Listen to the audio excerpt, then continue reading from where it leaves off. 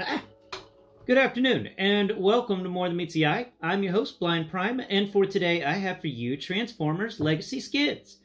Here Skids is, and all of his, well, regularness.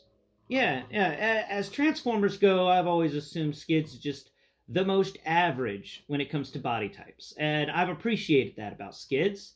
Skids is just an individual that doesn't care. Skids is just, he's a cool guy. All he does is stare at the stars and try and figure out physics, and he's just chill. He's a super chill character. And he didn't show up much in G1, but where he has shown up, he's been a pretty relaxed dude. Then again, in IDW, that's a completely different story. They turned Skids into some action hero star that's just wild. But at the end of the day, even in the IDW stuff, he was still kind of a chill dude. Skids has always just been all right. He doesn't really shine and go out or crazy out of the way, but that's kind of why I like him, because he's just like a regular car. He's just a regular dude. He's one of the most regular Transformers out there. He doesn't have any crazy stuff about him. He's just a scientist. He's not the smartest scientist, but he's not the stupidest Autobot. He's just that guy. And that's really cool. I appreciate Skids for being that guy. And let's talk about what this guy comes with. Before I do, though, I'm going to bring out something else. I appreciate that they've really kept to the Skids robot mode. And I'm amazed that they managed to get so much of it right. And even down to the fact that his front end kind of goes down a bit more and just ends up being like a pot belly. And I always like there's a little pot-bellied Autobot. So here is the Skids from Transformers Alternators. And I wanted to bring out this guy because I noticed something while getting Legacy Skids ready for the episode. I noticed that he felt very similar to my Alternator Skids. Now, Alternator Skids has the two doors just on the either side of his head. Now, his neck area is definitely a lot more pronounced and stuff in this, but it still has the front end of the vehicle, like just the hood and the front grille and stuff, bent forwards to act as kind of a potbelly. And I just like that. And even down to his feet, this Alternator Skids has very similar leg makeup to this Skids, even down to the fact that his feet as well, become part of the back of the vehicle. And even though they do a much, Alternator Skids does a really good job at it, Legacy Skids here still manages to do it very, very well. It surprised me, and I really like it. I like Legacy Skids. So we're going to get Alternator Skids out of here. He's kind of camera shy, and we're going to talk more about this Legacy Skids. So let's talk about his accessories. He comes with an Energon axe and a couple of guns. And it's kind of neat. He comes with 3 accessories that actually work with each other in a lot of different ways. So we got this double-barreled gun thing that doesn't have any siege ports on it, but it does have a siege peg on the bottom. And then we get this Energon axe that's got 2 siege ports on either side of the axe head, a siege peg on the back of the axe head, a siege port at the bottom of the axe blade, and a siege peg just off to the side of it. So you can actually put more things into this and probably make it taller if you find the right stuff. Let's see what we got over here. Do we have anything to work with? Yes. Don't fall. Don't do it. Don't. No. That's a bad Alternator Skids. Don't fall. Okay. All right. So we got the blade from Kickback, and we're going to put it in that little hole right below the axe head. And now you've got some crazy freaking axe blade thing, and we're just going to put it in his hand underhanded. So there we go, right? Just like that. So now you have a laser sword that's got a laser axe on it, like one of those blade and a half swords, except this is a blade and an axe sword. You know. Quickly, Skids wants to ask you a question, and he wants to get to the point quickly. All right, pun's over. Get it off your hand. Get. Oh, right. I have to pull it down. Yeah. So that's the axe. The axe is really fun. I like the axe a lot. And now we come to another weapon that actually turns out to be kind of fun. It's this little blaster he comes with. Now, it doesn't have any edges on it, and it's a pretty smooth weapon. And I don't know if this is made of clear plastic or painted plastic, but it has a siege port on the top. It's got a siege peg on the bottom. And next to that siege peg, it has another siege port that's kind of hidden. And that's cool. It's a weapon with 2 siege ports and a siege peg. Not bad. Not bad at all.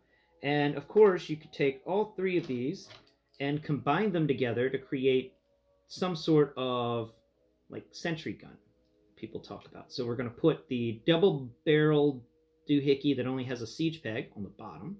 And then we're going to put this up here at the top, right? How does this even work? Oh, okay, I see what's going on here. So that goes like that, and then this is going to go right in there, like that, and there you go. There's sort of a turret gun, I think. I don't know. You could do a lot with these 3 pieces. They can merge and match in all sorts of different and unique ways. I like them. I think they're great accessories. For a little while there, I was confused. I was like, why is he coming with all these accessories? And then I got them in hand and realized they're actually a lot of fun. So, we're done with the accessories. Let's talk about the figure here. He has very few siege ports. He has nothing on his shoulders siege port-wise. He's only got 4 siege ports on his arms, you know, both of them together. He's got nothing around his head, not even one of those thin rectangular siege ports. On his back, he's got 1 siege port, so that makes 5. On his legs, he's got 1 on each side of his legs, which makes 6 and 7, and then he's got 1 on the bottom of his feet, which makes 8 and 9. 9 siege ports, not bad.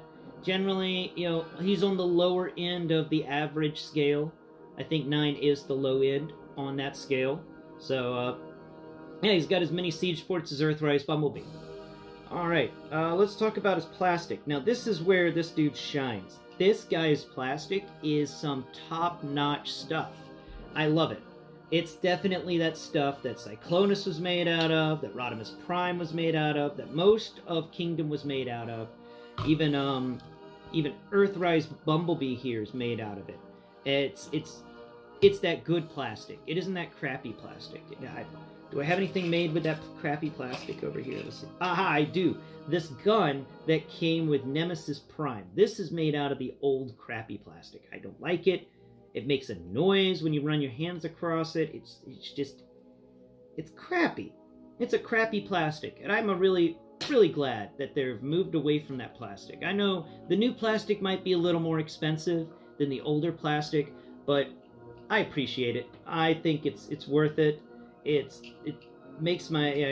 feels nice in the hands, and that's the beauty of it. That's some good plastic right there. All right, let's talk about more stuff with the robot here. Hollowness. He's got hollowness in the bottoms of his feet. Anywhere else? No. Nowhere else. That's another thing that's really cool about Skids here. Skids doesn't have that much. He's got hollowness at the bottoms of his feet, and that's it. You don't experience any other hollowness with him, and I like that. I love it whenever we get a Transformer that has no hollow waffled areas. He's complete. You don't need to buy any upgrade kits to hide the hollowness. This is really well done. I like this. This is one good figure. And as articulation goes, he's got knees that bend at a 90. He's got elbows that bend at a 90. His hand does spin 360 degrees around, which is a rare thing in Transformers. His shoulders do go up pretty far because of transformation and go down pretty far, though they don't have any sort of butterfly, which is a shame, though that does have some bicep swivel of 360 degrees. Now, his head does move all over the place. It's not a very stiff joint, so you can get his head in all sorts of good poses and not worry about accidentally breaking it. And this is another one of those figures. Now, we've noticed this in the Transformers Legacy line, that the backs of figures' heads are starting to become parts of the transformation. So Dragstrip, the back of his head became part of the cockpit for the Formula One race car that he transformed into. For Kickback, the back of his head became part of the Grasshopper head for that transformation. Pardon me. I just wanted to point out that, once again, we're seeing the back of the head being utilized for transformation. In this step, the back of the head for Skids here becomes the that little engine air intake that's on the top of a hood for some cars. I wanted to point that out. Molding-wise, this guy's got some top-notch molding. He's got some good armor plate molding around the legs. You can feel where there's different pieces of metal attached together, and it does feel cohesive. Like this is a matching pair of, leggings that he has or something. It's nice. The texture on the robot armor for his legs is pretty good. His arms got some very smooth texturing to it, though on the underside we've got this weird thing that I haven't figured out yet, but it's some sort of rocker joint, and it moves up at an angle, like a crescent moon, and it's two of them next to each other with a slit in between, and that's a weird thing. And I've been trying to find things that actually fit in there, because I have a feeling that's an important socket for later. But that's, yeah. The wheels on his shoulders are pretty good, molded pretty well. They even spin. And you got a basic car molding with the front. We got some nice grille work, and the headlights are really well molded out. And the bumper is nice. The bumper is really nice. That's just, it's so cool. To have grown up in the 90s where they didn't really care that much about molding and just went, we'll fix it with stickers, and to experience toys from today where molding is now just something that's on everything, and it's always done so well that it's just, his toes are even molded.